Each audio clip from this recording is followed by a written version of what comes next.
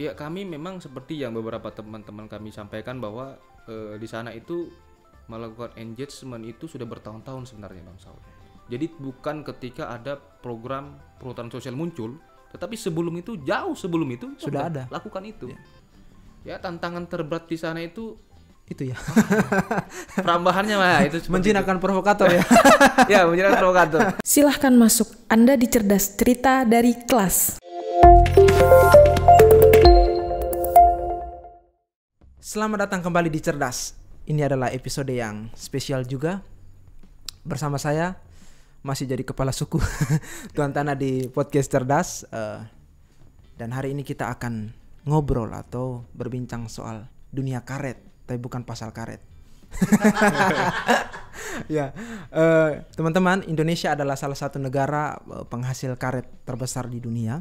Saya coba baca-baca searching di Google dan saya temukan bahwa produksi karet di Indonesia itu mencapai 3,55 ton per tahun. Lumayan fantastis.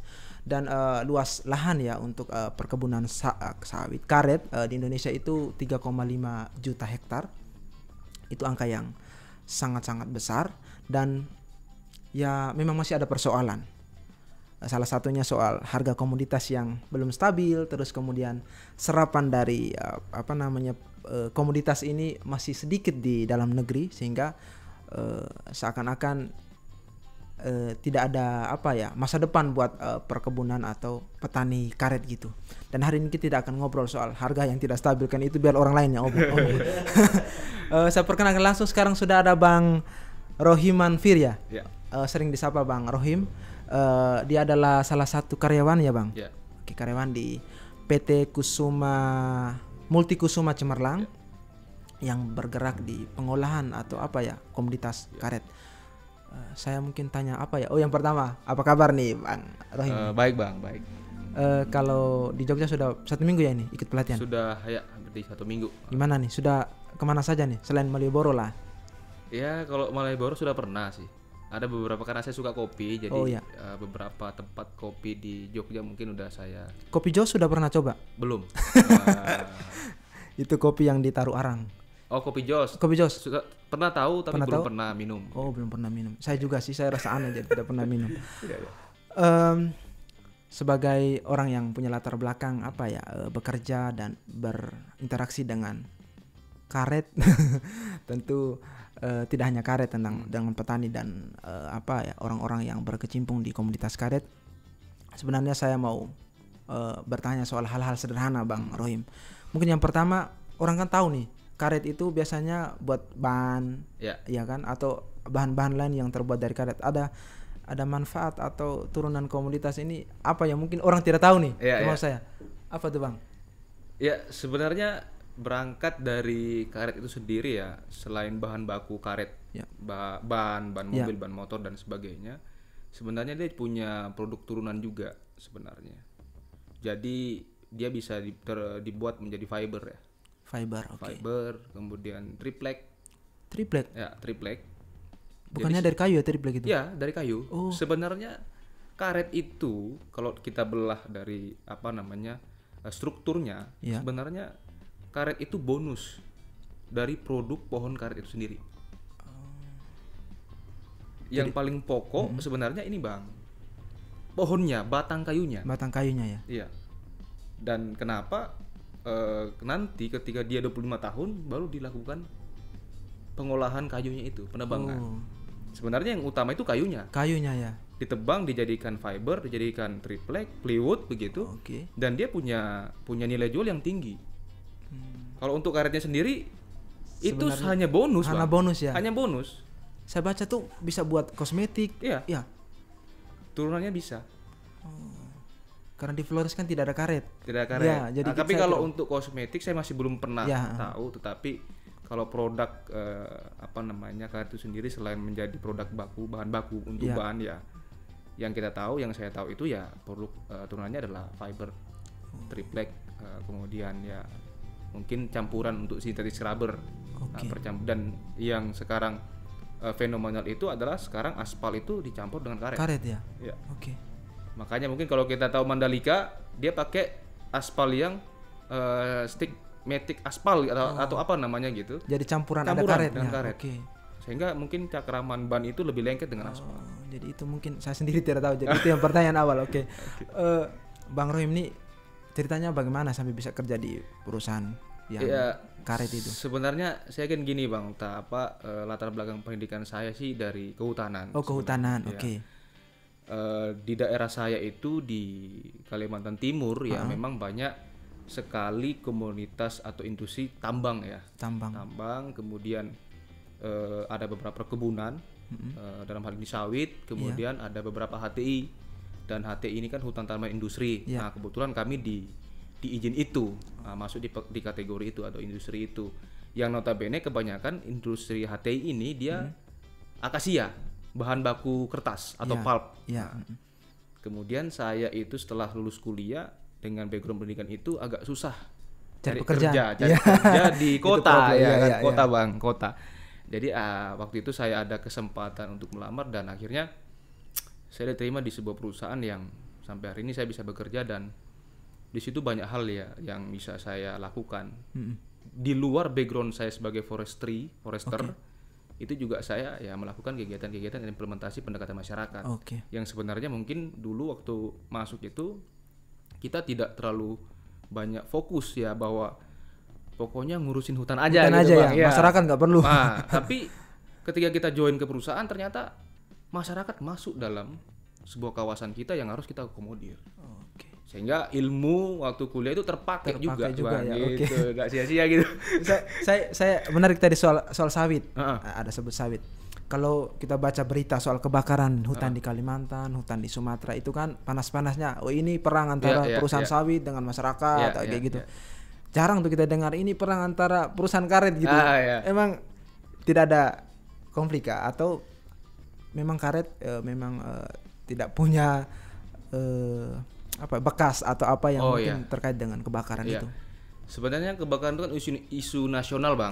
Isu nasional yang memang baik itu dari desa, TNI, Polri, udah ibarat kata kalau sudah dengar namanya Karhutla, ini udah dalam arti gemeter juga nih. Nah, cuma memang kita di HTI itu kami punya kewajiban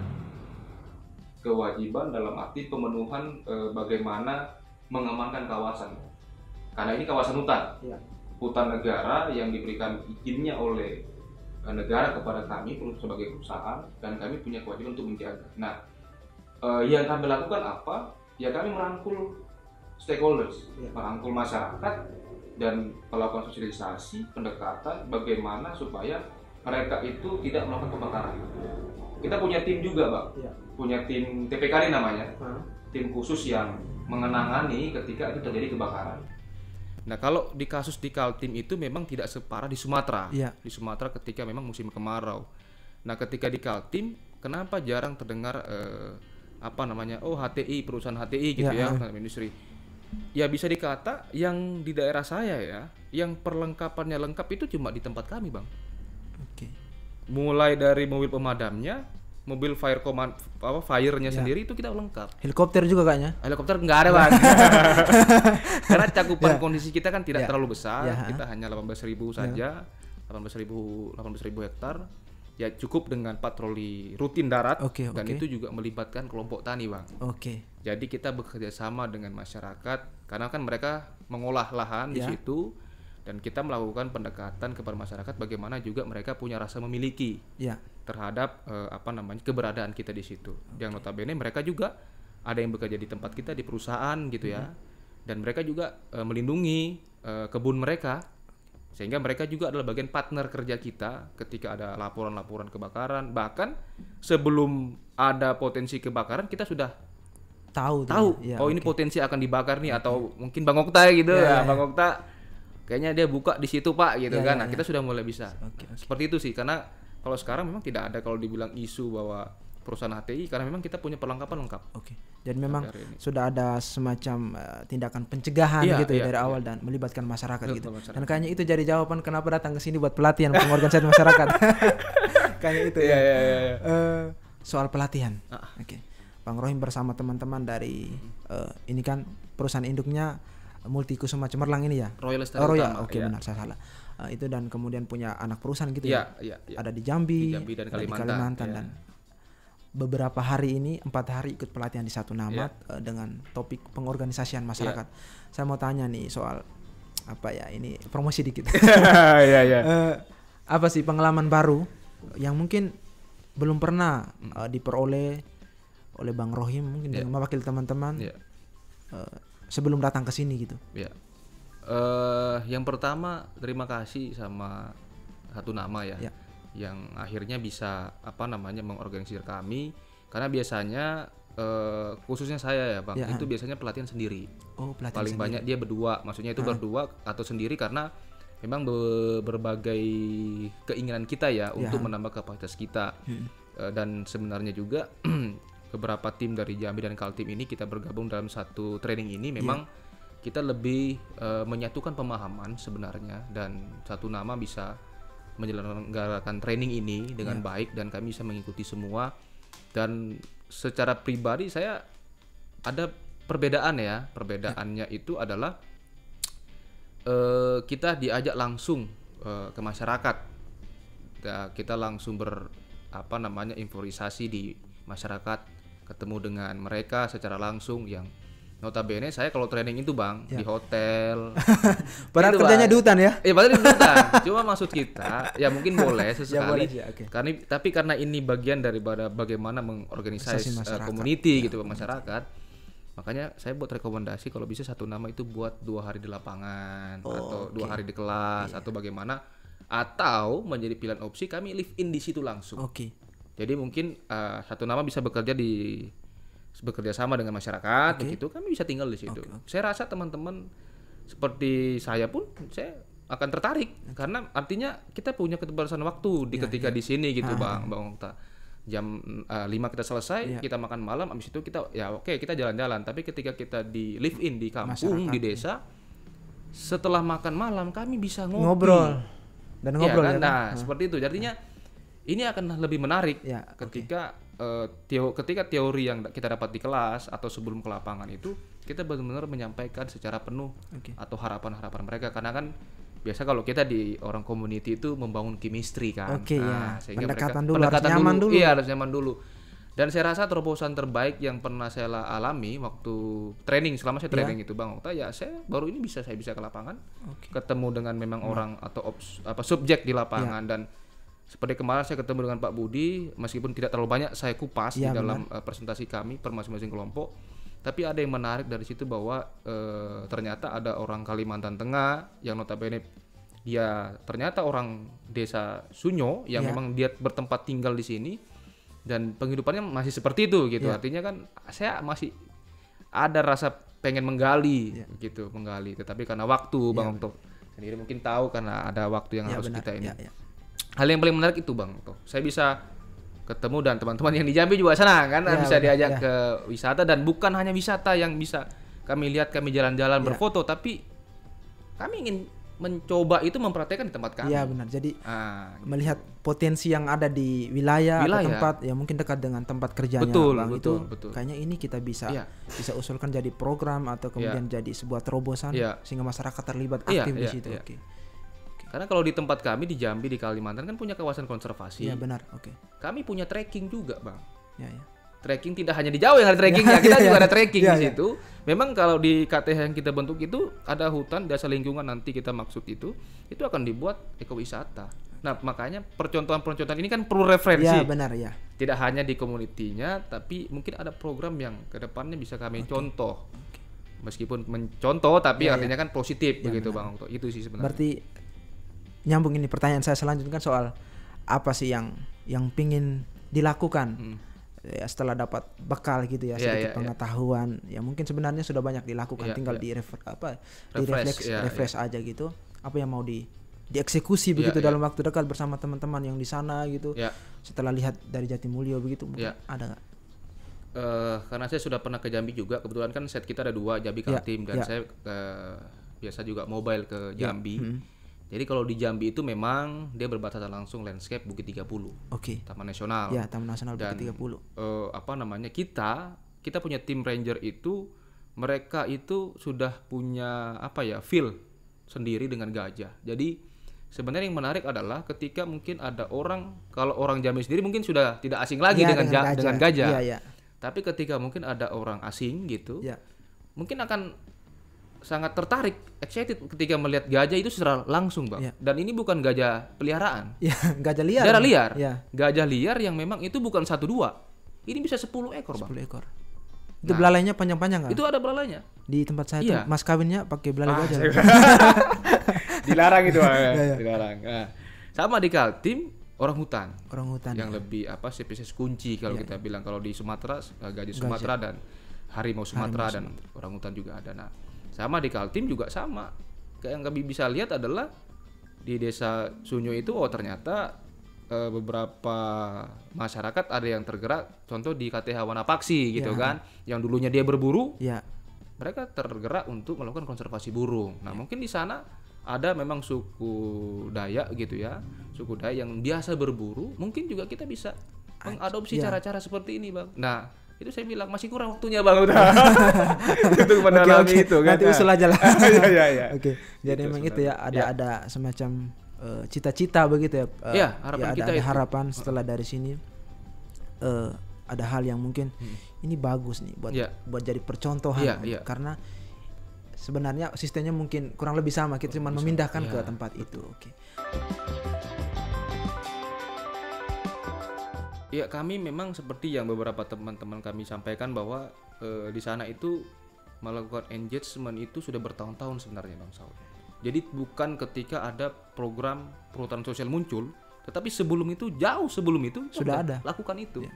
Sehingga ketika ada regulasi dari pemerintah itu muncul, P83 2016 perhutanan sosial, baru kemudian kami mencoba, inilah jalan yang terbaik kita rasa, bahwa bahasa keterlanjuran, kemudian yang paling penting di situ adalah ada suku anak dalam, indigenous people yang kita perhatikan, local community. Sehingga bagaimana, dan perusahaan pun juga merasa itu penting. Ya local championnya mereka. Iya, benar. Itu yang kemudian menggerakkan kami berhati-hati dalam melakukan proses pendekatan. Tetapi sampai hari ini kita di daerah kita, di tempatnya teman-teman Jambi itu 7 KTH dengan begitu kompleksitasnya tapi terbangun, Bang. Artinya meyakinkan mereka itu cukup lama waktunya, prosesnya lama, tapi ada step by step, sabar. Kita tidak langsung menunjuk pada hasil akan seperti apa, tapi kita hanya bisa melihat bahwa kemampuan perusahaan seperti apa. Lagi-lagi itu tadi saya bilang, Bang, bahwa perusahaan kami tidak charity, tapi kami pengennya pemberdayaan yang berkelanjutan. Artinya kami bangun kesadaran dulu bahwa bukan semata-mata dibantu dengan uang atau barang Anda bisa jalan sendiri, tapi ya itu tadi, bahwa kita secara bertahap, pelan-pelan menyampaikan bahwa kita tidak akan masuk ke bagian bantuan instan, tapi proses-proses seperti inilah yang kami bisa membantu mereka untuk untuk terkait legalitas kelompok taninya yang selama ini kita bilang itu perambah, ilegal. Tetapi kami masuk dengan segala kerendahan hati perusahaan bahwa karena sudah ada regulasinya jelas, kita ikutilah rekomendasi pemerintah, dan akhirnya ya terbangun siklus-siklus itu, Bang Said. Nah, kalau di Jambi, karena saya memang pernah di Jambi itu 2018. Pertama kali saya ke Jambi, memang kalau kompleksitas di Jambi itu kita bisa mengatakan lebih tinggi sosialnya.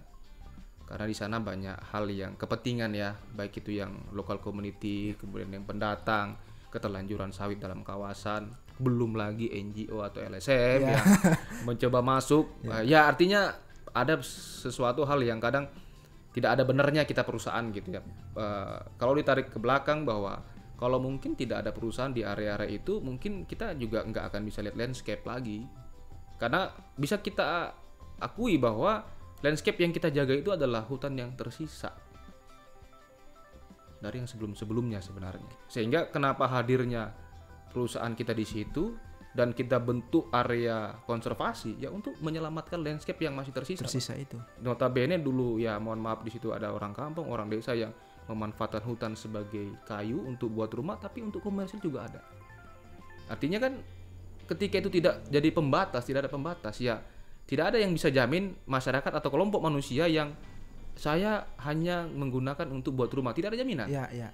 Nah, ketika tidak ada hadirnya yang memperhatikan kawasan-kawasan ini, ya kita tidak akan bisa tahu dan tidak bisa menjamin bahwa yang seharusnya ini menjadi koridor gajah satwa, ya mungkin akan terjadi konflik-konflik yang berkepanjangan terkait satwa. Itu yang paling kita hindarkan, sehingga perusahaan hadir bukan semata-mata membenarkan apa yang kemudian supaya kita didukung, bukan, tapi lebih kepada kepentingan bersama.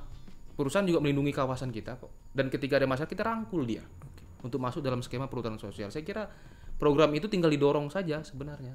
Gitu, Bang. Ya. Kalau di Kalimantan? Nah, belum. Kalimantan belum, Bang. Ya. Kalimantan. Di Kalimantan ini sebenarnya dia lebih agak setiap perusahaan atau di daerah saya rasa ada punya masalah sendiri-sendiri. Ya. Punya keunikan sendiri. Kalau di Kaltim itu dia lebih ke Indigenous people-nya, suku Dayak lokalnya. Cuma Dayak ini juga sudah lebih modern, Bang. Ya. Artinya mereka udah mulai paham bagaimana beradaptasi, bagaimana berbicara di dalam forum, dan artinya tidak begitu sulit dibanding dengan teman-teman di Jambi. Tapi kalau di Kaltim itu memang dia tetap harus didampingi karena kita ini berperangnya dengan provokasi-provokasi. Jadi di sana itu lebih banyak provokasi, tidak begitu banyak LSM, tetapi provokasinya. Kompleks banget tuh. Jadi ketika itu programnya begini, udahlah nggak usah diikutin, nggak ada untungnya. Jadi bukan LSM tapi provokasi individual yang kuat di sana, dan kepentingan yang ke masyarakat yang kalau mungkin nanti ada kepentingan pilkades, ya kan, pilkada, ya ini masuklah. Udah nanti lahan perusahaan kamu nanam ini nih, aman itu. Nah, jadi hal-hal yang kayak gitu yang di Kaltim masih terasa sampai hari ini, dan ya tantangan terberat di sana itu ya. Perambahannya mah itu menjinakkan provokator ya. Ya, menjinakkan provokator. Jadi makanya kita latihan ini, Bang, supaya bisa menjinakkan, mengajak provokator yang sebenarnya mungkin awalnya masih kita anggap sebagai musuh. Harusnya jadi partner. Itu ya kan? Sepakat. Oke, Bang Saud, tidak lagi? Itu. Kayaknya kita sudah sampai di penghujung cerdas, dan kayaknya sebenarnya saya tidak terasa kita obrol mungkin sudah 20 menit lebih ini. Masih banyak yang ingin saya gali, tapi itulah teman-teman soal karet. Bang Rohim sebagai orang yang bersinggungan langsung dengan komunitas ini, tapi bukan hanya soal komunitas tapi tentang masyarakat, komunitas yang bergerak di komunitas ini. Mungkin kita hanya tahu karet itu untuk buat bahan dan segala macam ya kan, seperti saya, tapi ternyata turunan produknya sangat banyak. Mungkin saya minta closing statement lah. Buat teman-teman yang dengar dari Bang Rohim gitu soal karet ataupun soal lingkungan ya mungkin secara umum gitu. Mungkin closingnya gini sih, Bang. Yang pertama